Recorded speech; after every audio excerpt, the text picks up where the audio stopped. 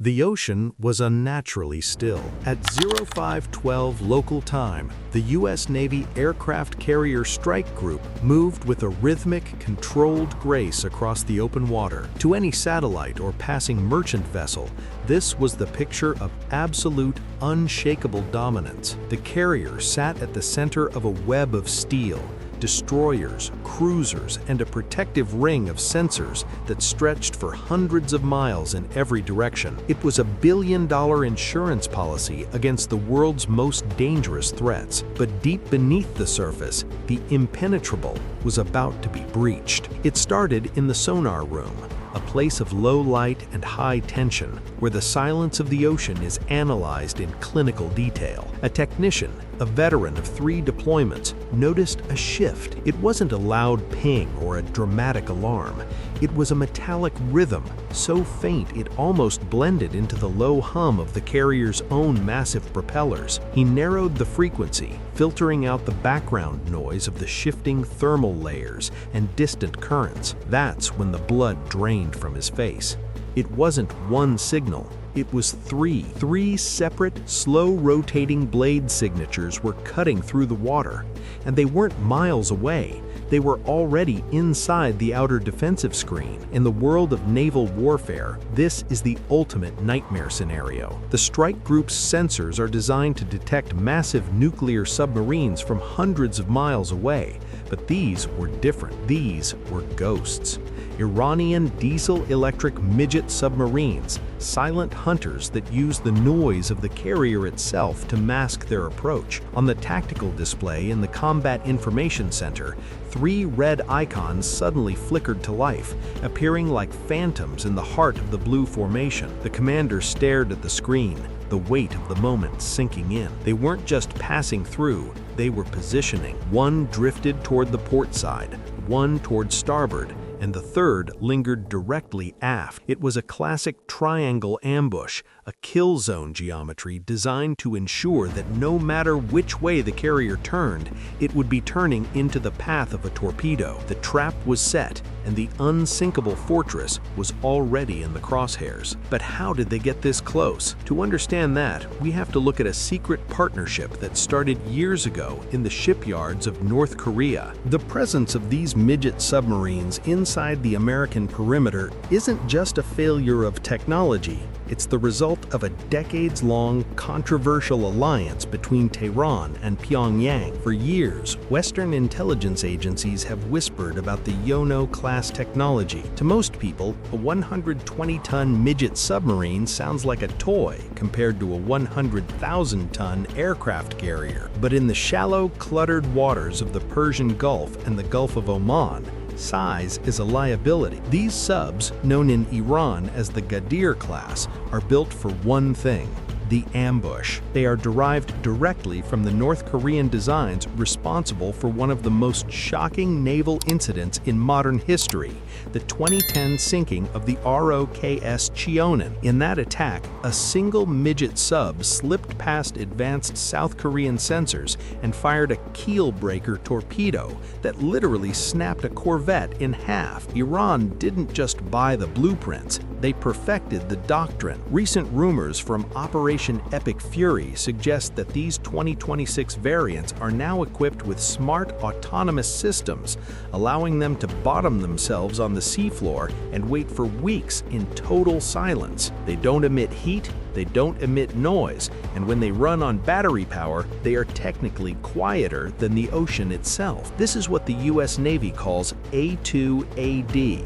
Anti-access area denial. It's a strategy of making the ocean too dangerous for even the most powerful ships to enter. Critics have long argued that the U.S. Carrier Strike Group is a relic of a bygone era, a massive target that can be neutralized by a handful of cheap, mass-produced midget subs. The controversy lies in the saturation tactic. Iran knows they can't win a fair fight, so they don't try. They use swarm logic. By deploying 11 or encounter 12 of these vessels at once, they force the U.S. sensors to track a dozen ghosts simultaneously. If only one gets through, the result is catastrophic. Inside the Iranian lead sub, the captain watched his targeting solution lock on. He wasn't looking for a hit, he was looking for the sweet spot beneath the carrier's keel. As the torpedo tube doors slid open with a dull thud, the crew knew they were about to test a theory that had been debated in war colleges for 50 years. Could a midget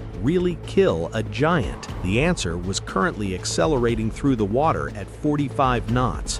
When the sonar technicians' shout of "torpedo inbound" shattered the silence of the carrier's bridge, the clock didn't just start ticking.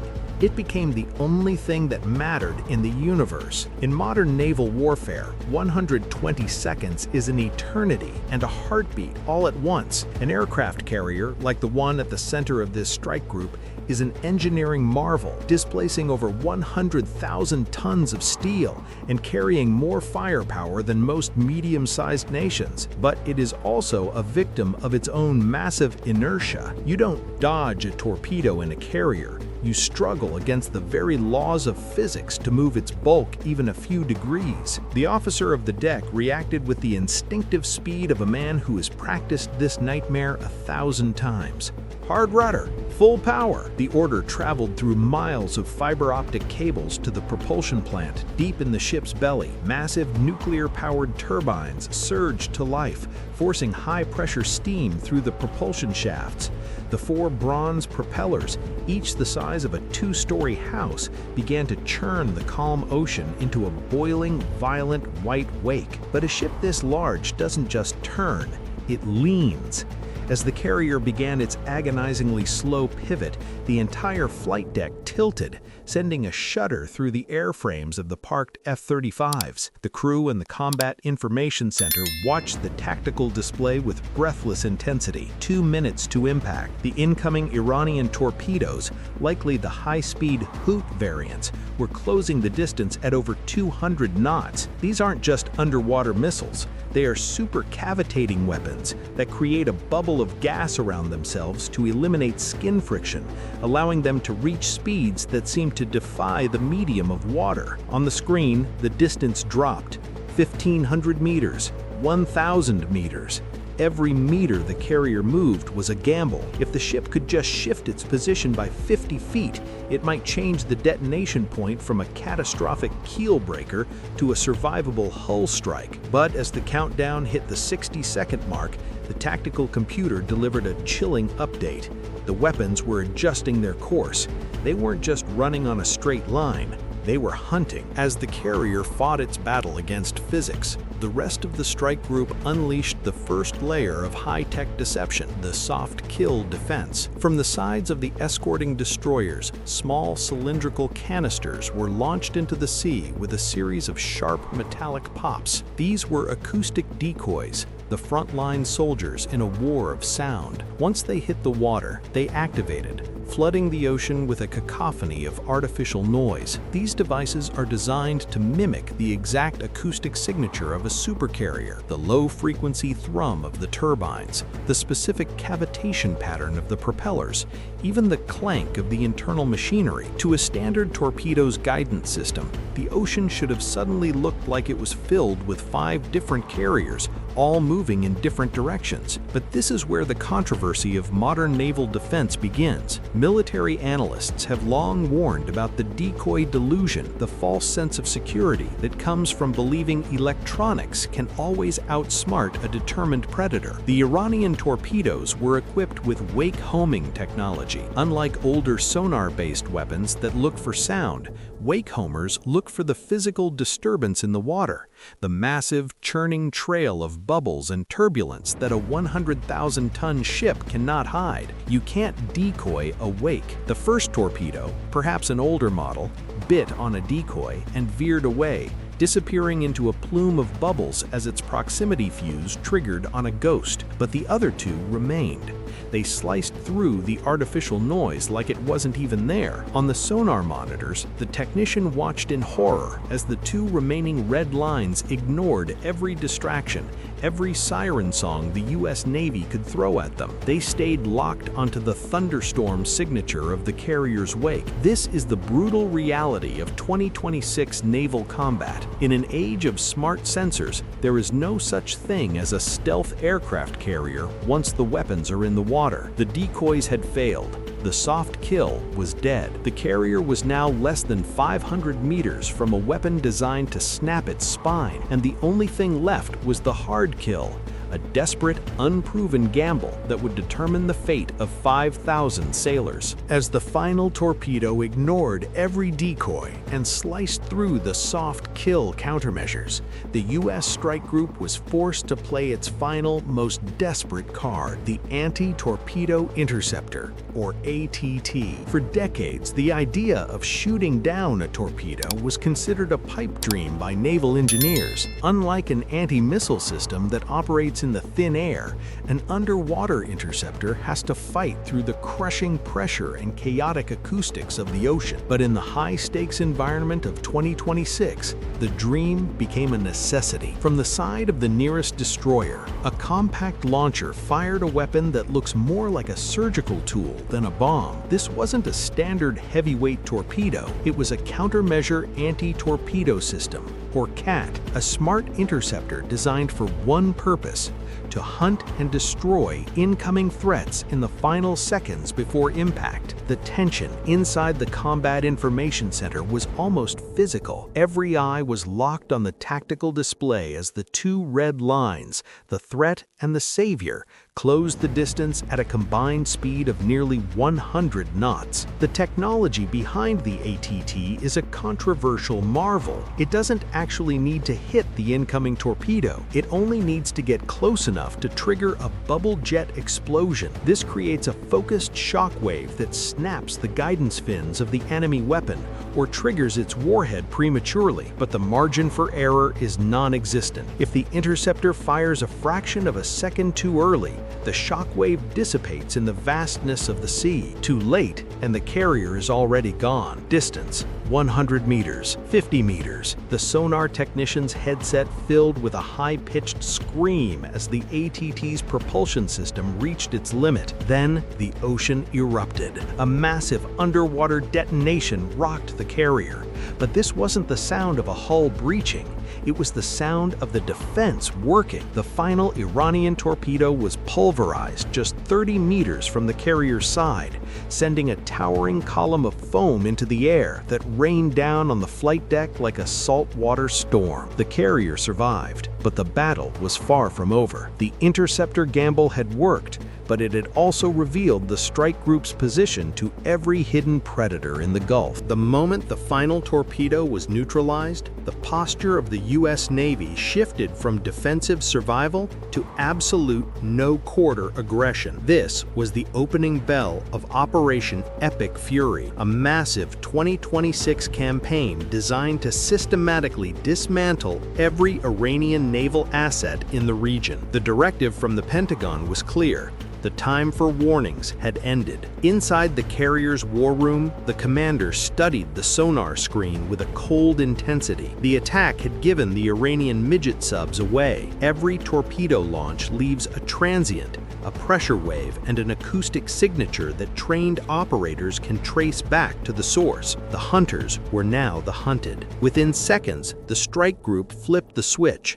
Anti-submarine helicopters, already circling like predators, were vectored toward the launch coordinates. These aircraft, equipped with the latest dipping sonar and magnetic anomaly detectors, began mowing the lawn, systematically scanning the ocean floor for the metallic hulls of the Ghadir-class subs. The ocean, which had been a place of quiet stalking minutes before, was suddenly filled with the roar of engines and the ping of active sonar pulses. But the U.S. didn't just stop at the subs.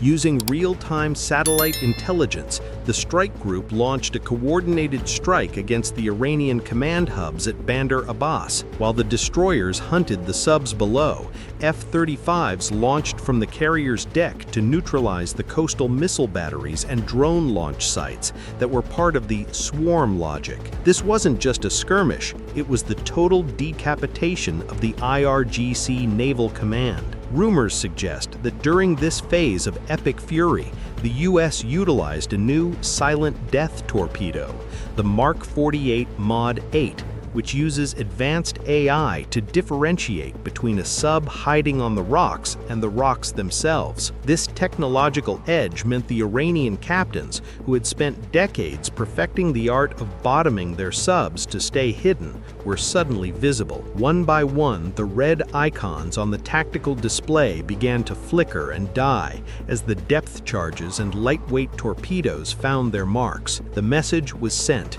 if you strike at a king, you'd better not miss, because the retaliation will be as swift and violent as a summer storm. As the clock passed 0540, the ocean floor became a graveyard. The moment the carrier's interceptors neutralized the final threat, the rules of engagement for the strike group were effectively discarded. Under the protocols of Operation Epic Fury, any unidentified underwater contact within 50 miles of a high-value unit was categorized as a hostile combatant to be engaged with overwhelming force. This phase of the battle, the Seabed massacre, was less of a tactical skirmish and more of a systematic liquidation. The Iranian Ghadir-class midget submarines, despite their stealth, had one fatal flaw. Once they fired their torpedoes, they were acoustically hot. The displacement of water from the launch tubes and the cavitation of their small propellers as they tried to reposition created a temporary map of their locations. Above them, the sky was filled with MH-60R Seahawks, their crews dropping bouquets of active sonar buoys that turned the dark water into a grid of relentless electronic pulses. One Iranian captain attempted a dead stick maneuver, cutting all power and settling his 120-ton vessel into a trench on the seafloor, hoping to be mistaken for a rock. It didn't work. The U.S. Navy's new Mk-54 Mod 2 lightweight torpedoes, equipped with advanced Northrop Grumman processing, are designed specifically to differentiate between clutter and high-density steel hulls. When the first depth charge detonated, the shockwave didn't just rattle the Iranian sub, it collapsed the internal ballast tanks. Inside the narrow, lightless corridors of the midget subs, the pressure of the ocean became an enemy as deadly as any torpedo. One by one, the red icons on the carrier's tactical display blinked out. There were no distress calls, no survivors, and no mercy. By the time the sun fully rose over the Arabian Sea, 3 Iranian hulls were resting in the silt, permanent monuments to a failed ambush that had lasted less than 20 minutes. The smoke has cleared. The submarines are at the bottom of the ocean, and the carrier continues its patrol, but the controversy surrounding this engagement is only beginning to boil. The March 2026 ambush has reignited a fierce debate in the halls of the Pentagon and among military historians. Is the era of the $13 billion floating fortress officially over? On one hand, the carrier's defenses worked perfectly. The strike group's layered hard kill systems, specifically the anti-torpedo interceptors, proved that a carrier can survive even a synchronized close-quarters ambush. But the cost-exchange ratio tells a more haunting story. To nearly cripple the most powerful warship in history, Iran used 3 midget submarines that cost roughly $20 million each, less than the price of a single F-35 fighter jet. The U.S., in response, expended millions in interceptors, thousands of man-hours, and eventually launched a multi-billion-dollar retaliatory campaign known as Operation Epic Fury to ensure the threat never returned. Critics argue that if 3 subs can get this close, what happens when 25 are deployed? Or 50? The 2026 conflict has shown that the unsinkable nature of a carrier is no longer a matter of armor, but a matter of sensors.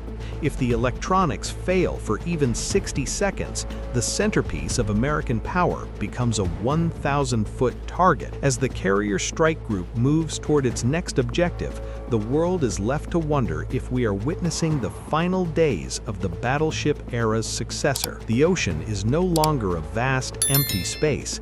It is a crowded, transparent kill box where the smallest predator can kill the largest king. The carrier survived today, but in the silent, dark corners of the world's oceans, the next generation of ghosts is already being built, waiting for the 1 second of silence that will change the course of history forever.